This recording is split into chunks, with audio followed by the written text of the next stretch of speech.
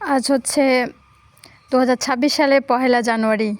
আমরা জানি প্রাইমারি বই 1 জানুয়ারিতে পাওয়া হয়। আর আমি কিছুক্ষণ আগেই প্রাইমারি বিষয়ে পড়ছিলাম যে প্রাইমারি রিলেটেড প্রাইমারি পরীক্ষায় প্রশ্ন কিন্তু আসবে। প্রাথমিক শিক্ষা অধিদপ্তর প্রতিষ্ঠিত হয় 1981 সালে।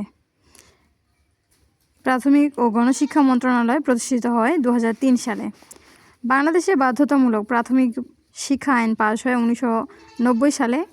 বাংলাদেশে প্রথম বাধ্যতামূলক প্রাথমিক শিক্ষা কখন থেকে চালু হয়? 1 জানুয়ারি 1992 সালে। এবং এটি প্রাথমিকভাবে প্রথম দিকে 68 উপজেলায় চালু হয়।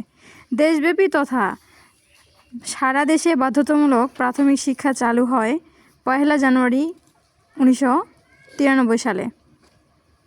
বাংলাদেশ শিক্ষার বিনিময়ে খাদ্য কর্মসূচি চালু হয় 1993 সালে। 1 জানুয়ারি থেকে বিনামূল্যে পাঠ্যপুস্তক বিতরণ কর্মসূচি শুরু হয় মূলত 2010 থেকে। জাতীয় বই উৎসব বা জাতীয় পাঠ্যপুস্তক উৎসব শুরু হয় 2010 সালে। জাতীয় শিক্ষা সপ্তাহ 9 জানুয়ারি 2011 সালে।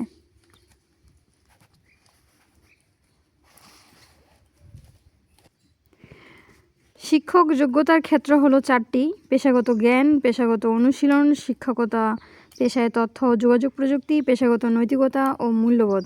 এখানে আরেকটা বিষয় লক্ষণীয় যে প্রাথমিক শিক্ষক নিয়োগ পরীক্ষাটা হয়ে থাকে যোগ্যতা ভিত্তিক।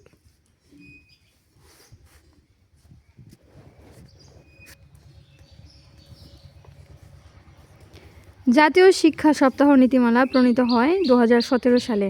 জাতীয় শিক্ষা সপ্তাহ উদযাপন নীতিমালা সংশোধিত 2023 সালে। শিশুদের ভাষা শিক্ষার প্রথম মাধ্যম হলো মা।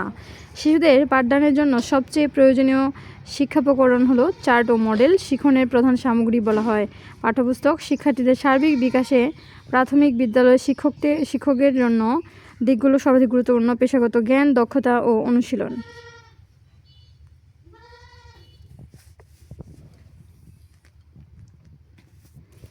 তারপর এখানে আরেকটা গুরুত্বপূর্ণ প্রশ্ন হচ্ছে,